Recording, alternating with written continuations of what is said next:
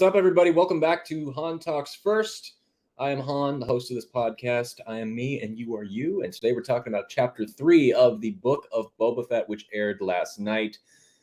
I got some thoughts on this episode, and we're going to break everything down. And if you want to share your thoughts too, feel free to leave it in the comments. I'll try and get to everyone today. But let's jump into it. You're listening to Han Talks First. So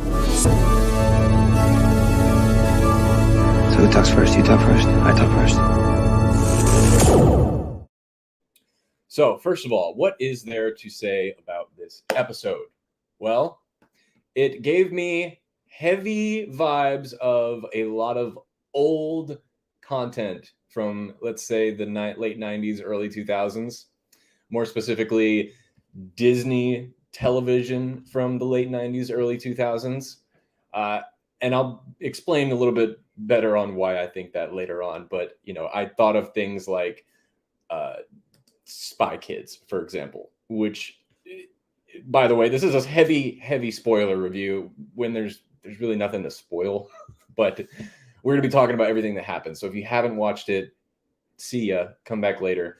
But it reminded me of things like Spy Kids, like Back to the Future 2, and just a bunch of other things that didn't remind me of Star Wars, which is okay because I want them to kind of expand their caliber of how they've made these shows in the past. But I don't know. I didn't care for this one. I think it was the worst episode so far. And I said that in my initial reaction video that I posted on social media. And for those of you that haven't seen it, I'll kind of explain everything that I mentioned in there. But overall, I said I didn't really care for it. I thought it was a bad episode.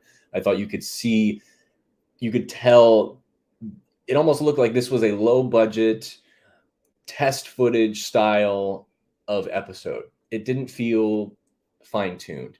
I thought the writing was kind of bad. I thought the choices in direction were really bad. And I made the mistake of not looking up who the director was before doing this stream. So we'll look it up while we're talking about it, unless you guys know and you can put it in the chat for me. But I don't know. It felt awkward at moments. It felt a little cringy. I just wasn't a fan of how things were shot, and especially the direction. And I will say there were things I loved about it. My favorite part, of course, was the addition of a new character, which was shown as the new Rancor trainer. Of course, played by the great Danny Trejo. Let me see if I can find a photo of the man here. Where is he? Here we go. Danny Trejo rolling up with a Rancor transport, acting all badass. Machete himself. I knew Danny Trejo was going to be in this. I didn't know, but I kind of figured, because he's featured in like every Robert Rodriguez project ever and always makes a cameo. And the cool thing about Danny Trejo, every time he shows up in something that's done by Robert Rodriguez, is he's the same character in every single one. He plays the character called Machete. And it's kind of like an Easter egg or a director's trademark, if you will, similar to how Quentin Tarantino always uses Samuel L. Jackson for his movies. Well, for Robert Rodriguez, it's Danny Trejo. And that made me so damn happy to see. And I was just so thrilled to see him there. But I'll try and get to everything. I'm not going to just jump around and talk about it out of order. I want to be some kind of congruency. So we'll break everything down. But first of all, if you are new to the channel, we got a lot of new subscribers recently. But if you're new here and you haven't subscribed, consider doing that, because we do a live show every week and tons of other videos and content and things like that you're not going to want to miss. And we also have it on every podcast app choice available. So if you want to take us on the go, you can do it there too. Now, a special episode that is coming out this week, a very special episode for the audio listeners this week. My episode is coming out on my Star Wars Skywalker Saga ranking. This has been the most requested podcast topic I've had ever since I started. Well, it's coming out this Sunday on audio platform, and then the video version will be coming out a little bit later. I will say, though, if you listen to that episode on the audio, Spotify, Apple, Amazon, whatever, it's going to be an extended version. And there's going to be tons more commentary on why I picked what I did for my ranking. And then the video version will probably come out a little bit later next week, but it's something to look forward to and something I've had constant requests for as well. But on that note of kind of engaging with the channel, by the way, we are sitting at like 1,818 subscribers now. Whoa, that's amazing. I put out a thank you video and episode on the podcast for thank you for getting us to 1,000 subs, and we surpassed it like crazy. We're now 182 subscribers away from 2,000. That's insane. 182. So what are you guys doing? Get down there, subscribe, tell your friends. Let's get this thing growing, man. I'm so excited. I can't wait to see what happens with it. But again, thank you guys so much. And your support does not go unnoticed, and I thank you so much. Okay, so let's jump into it, and let's discuss the Book of Boba Fett. Ignore this little 8-episode thing on the screen here. That's for another project I have, but it creates a nice visual for us to while we're talking about it. So overall, I mentioned, this was obviously my least favorite, and I thought it was a little cringy, and I want to explain why I thought parts of it were cringy or not well finished in this edition, this chapter of the book. And a part of that has to do with, of course, the directing. And while I'm talking about it, I'm actually going to look up the director of the Book of Boba Fett because I didn't do my research or stick around for the credits. But basically, when I posted my initial reaction video, I got a lot of complaints on Twitter, Instagram, etc., from people saying that I am impatient. I don't understand good storytelling. I'm wrong. These episodes are not filler. Claiming I can't tolerate slow-paced content. And look, I'm all down to have a conversation, but to kind of say that I'm an idiot for not liking this episode is completely wrong. And to put out examples like because I don't like the pace of it is just, and saying that I don't like slow-paced, slow burn content is also wrong because I have a lot of favorite films in my archive of what I like to watch are slow burns, very slow paced. I like a lot of silent type films. I am a filmmaker. I can appreciate the art in all of its forms, but this is a subjective art form. It's a television series, and we're doing a show, an after show talking about it, which means there is something to talk about, which means that not everyone's going to like everything about it. And I don't like everything about it, but that's okay. I'm still excited for the show. And one thing I was telling people that were kind of giving me a hard time on my early reaction of this episode was I told them, look, hey, it's a weekly show. That's something to add as a positive to it, because if something didn't work out for me this week, next week I get another edition of it, which means there's an opportunity for it to get better. And every week after that. And that's a good part about Star Wars television, is that it's not just a one sit down, watch it, and you're done. We get a new installment every week, which gives us a chance to kind of explore our creativity and build expectation or lessen expectation for next week's episode. I do still like this show. I just think it's kind of struggling a little bit in how it's crafted. And I do think it will get better. So please, I don't want people to take this episode of Han Talks First as a shit-talking episode, because I do still like the show, okay? But some of the choices made by the direction of this episode I thought were poorly executed. First, let's talk about Boba Fett himself. Tamara Morrison is a good actor, okay? But I don't think his acting chops in this week's episode were all that impressive or anything to look at.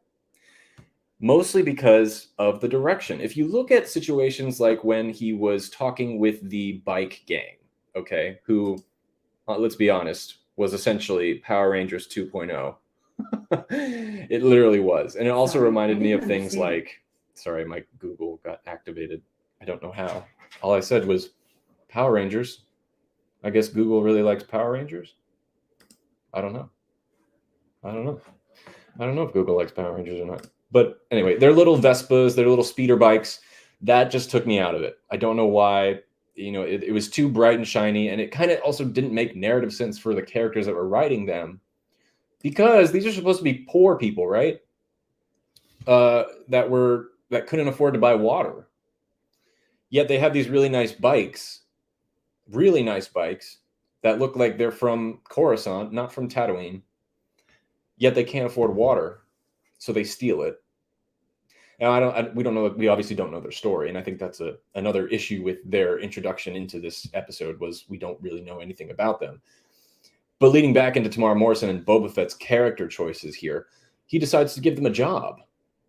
On one hand, when the guy from Office Space, the guy from Dodgeball came in, the comedian, when he came in, he was all about wanting to do right by this shop owner and, get him his money owed back and then get a tribute for himself as payment towards helping him out and kind of earning respect of everyone around the community that way. But instead, he decides to go against him and hire these random unknown kids who say they can't afford water, but clearly look as though they can, or, just sell your bike or something, do something like that. But he decides to hire them without knowing anything about them to be his protectors or his part of his crew, his army, whatever. I don't know. It just seemed a little off to me. It didn't really make sense, and it didn't really fit Boba Fett's style. Speaking of that guy that came in, the new shop owner. I don't have a photo of him, but you all know who he is. He's the stapler dude from Office Space, right? What is it with Star Wars television incorporating stand-up comics into the shows? There's so many. Bo Burnham, right? Or not stand-up comics, but just comics in general. Bo Burnham. We have this guy, which I don't know his name. Again, poor researcher here. Terrible host. And then did I say Bo Burnham? I'm sorry. I did not mean Bo Burnham. Who is the guy who plays... Oh my God, if anyone's watching live and you know the name of who I'm talking about, please let me know. Bill... Anyway, so I just think it's funny that they keep bringing in comics to play some side characters in the show. Okay, I'm looking up the director here now. So Chapter 3, writers, Jon Favreau, George Lucas. Okay, on IMDb, they don't have the director listed, so I don't know what to say here. But anyway, I want to say it was Robert Rodriguez, not because it was poorly directed, but because Danny Trejo was featured in it. And this really felt like early Robert Rodriguez material. When I mentioned Spy Kids, there was tons of Spy Kids moments in it. The speeder bike chase scene alone, when they were running through the town of Mos Espa, chasing after that other guy, that orange dude, I can't remember his name, who runs into the pile of fruit. This felt very Spy Kids, and this was another scene that felt very, wonky to me. I just couldn't get into it. I feel like it just could have been, if anything, edited a little bit nicer. So I'm not talking about pacing, okay? I think the pacing of this episode was fine. I think the dialogue, the editing, the direction, that all could have been improved upon. Now, getting into the things that I do like about it. Of course, the Rancor situation. Last week, we talked about how they didn't show the Rancor down in the prison cell of Boba's palace. And this week we got introduced to a Rancor. And it was, of course, a gift from the twins, apologizing for sending Chrysanthemum against him to murder him. And then immediately after, the next day, they decided to send him a gift. Again, just something that didn't make sense to me. And of course, we know it's because it was established that there are apparently 3 different families fighting for control of Diamojo, the ruler of this area in Tatooine, obviously. One of them is Boba Fett, one of them is the Pike Syndicate, and then the twins, of course, the Hutts. And, of course, they're all fighting for this heir to the throne. Very Game of Thrones-esque, if you want to compare it to that, which a lot of people have already, I've noticed. But it's enough to the point that it scared the twins to be like, look, we're out. We're leaving. We can't go up against this. And that was a little weird to me because in the last week's episode, they established the twins as a big threat. Someone you don't want to mess with. Someone that you have to ask permission for to kill. Okay? And then this episode, they decide to run away because they're scared. Now, it could be a diversion. It could be a tactic to try and scare Boba Fett to leave to leave this area, which is not going to work, I think, because Boba Fett has no fear. But I just thought that was an interesting choice and something that I don't understand. I don't understand what the narrative is. I get the story. I get what's trying to be set up here, but I don't understand the character choices. I don't really know where they're going with this story. And a lot of my theories from last week have actually been canceled out due to this week's episode, one of which was the Tusken Raiders. If you guys remember, and if you watched or listened to last week's episode, I had said, I think this is going to lead into a war for the throne, and Boba is going to enlist the Tuskens to come and work for him in the fight against the Hutts. Well, we know now that that is not going to happen because the Tusken Raiders bit the dust, or the sand, should I say. And this one hit me. This was a good moment. Not a good moment that they're dead, but it really affected me. He goes back to try and find his people, and then he gets there, and all the Tuskens have been slayed. Was it Anakin? I'm kidding. Not just the men, but the women and the children too. Anyway, they all got massacred, and he took the time. He buried them. It was a very sweet moment, and this kind of stuff adds to the character development. This kind of stuff shows us the man that he grew to be. I mean, psychologically, physically, of course, ideologically, he has respect. He has goals. He has purpose for what he's going to do after this. And, they take all this time to set up who Boba Fett is. We're now 3 episodes in, and we're still getting backstory, which is fine. It's a common narrative function to parallel current time with past time, but I'm kind of done. I'm kind of over it. I want to get back to real time. I want to focus on the story at hand, in the moment, as it were, and focus there. But one of the things that kind of pushed that backstory away from me and kind of made it irrelevant was his fight with Chrysanthemum. We know Chrysanthemum comes in, Mr. BK, Mr. Black, which I thought I had a photo for. Here we go. And he comes in, he wakes him up in the Bacta tank and surprises him. He's there to kill him. The Hutt set him. He's got those white eyes. He's ready to do some killing, right? And Boba Fett just gets thrown around like a rag doll, beat to shit, no power. And of course, I'm not complaining that he didn't have a good fight with him. That's obvious. You can't have that because Boba Fett is without all of his armor, his gear, his weaponry, his protection.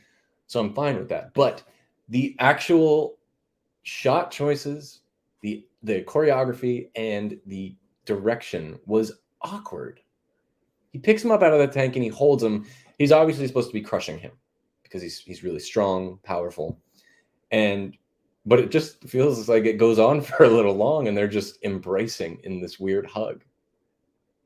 And those types of moments is what I'm talking about when I say that some of this was kind of wonky. And that could just go into an editing choice. It could. But I also think it wasn't clear to the audience that what was happening on screen. I see some people are, joining us in the chat here. I want to address them. Hello to you guys. And Brian says that the show is very interesting so far. It is very interesting. And again, I'm saying a lot of negative things that I didn't like about the show so far, but I am enjoying it. I am happy that every week we're getting Star Wars. So I can't wait for next week's episode. Anthony, YouTube fan, welcome. He says, I liked it a lot. It's setting up the dynamics for where the unrest will go once it goes to war. Moochie is back, I hope. Danny being the trainer / wrangler is great. Yeah, Danny Trejo was my favorite part of the episode. I love Danny Trejo. I loved him in Machete. I loved him in Machete Kills.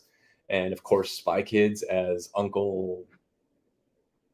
What was his name? He was Machete in Spy Kids, but I can't remember. Was he an uncle or was he just a friend? Anyway, doesn't matter. We're talking about Boba Fett. There was also that cameo of that lady from Mandalorian, which I knew they were going to do. I just knew it.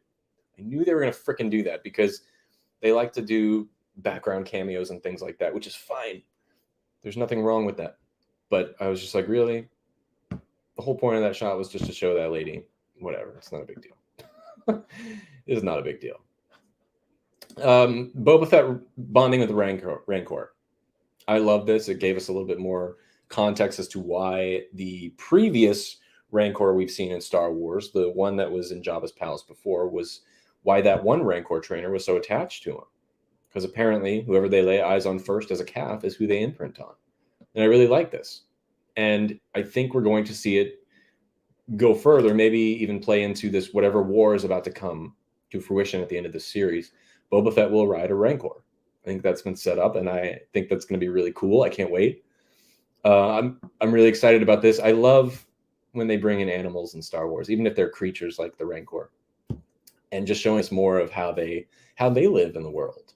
You know, one of the reasons why I love Star Wars Rebels so much is because they did that. They had so much time dedicated to animals. And I think this has to do with Dave Filoni's creative involvement, because Dave Filoni is a big animal guy.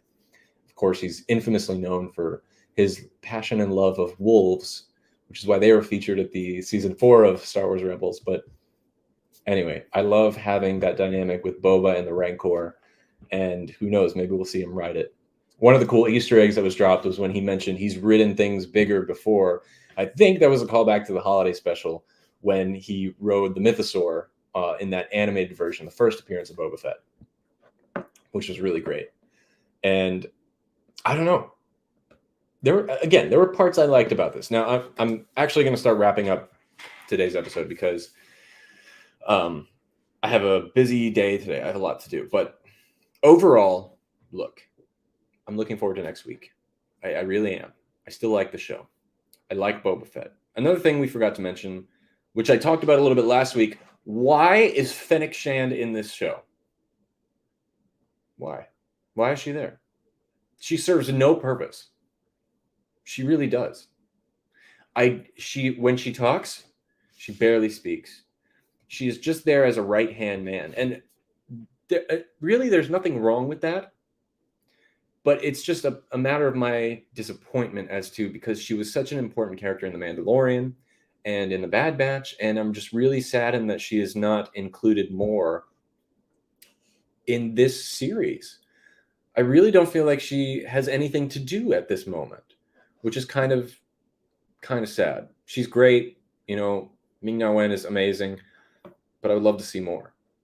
But anyway, I really hope there's a step up in next week's episode. I would like to see the story really set its foundation next week. If you look at it from an act structure, Act 1 is complete. What we know is Boba Fett wants the throne. There are 3 different families who are fighting for said throne. One is the Pike Syndicate. The other was the Hutts, who claim to have been leaving Tatooine because of this whole war situation. And then, of course, Boba Fett, who has no army and very low chances of surviving. And it seems like the mayor is backing the Pike Syndicate, or his hand is being forced by the Pike Syndicate, which is the way I am leaning, because I did think the things the mayor had to say last week were important words. But anyway, that's all I got. That's all I got today, guys. I hope you guys enjoyed it. You know, even if you didn't, hey, we got next week to look forward to. And who knows, they might surprise us and we'll really take off next week. Again, this Sunday, a little bonus episode, I'm releasing my Star Wars Skywalker Saga ranking video. That will be up and live on Amazon, Apple, Stitcher, Spotify, anywhere you listen to podcasts. And then it will be up on the YouTube channel a little bit later. But this is my thank you to all of you for helping us get to over 1,000 subscribers. That's insane. We hit our first goal. Very excited about it.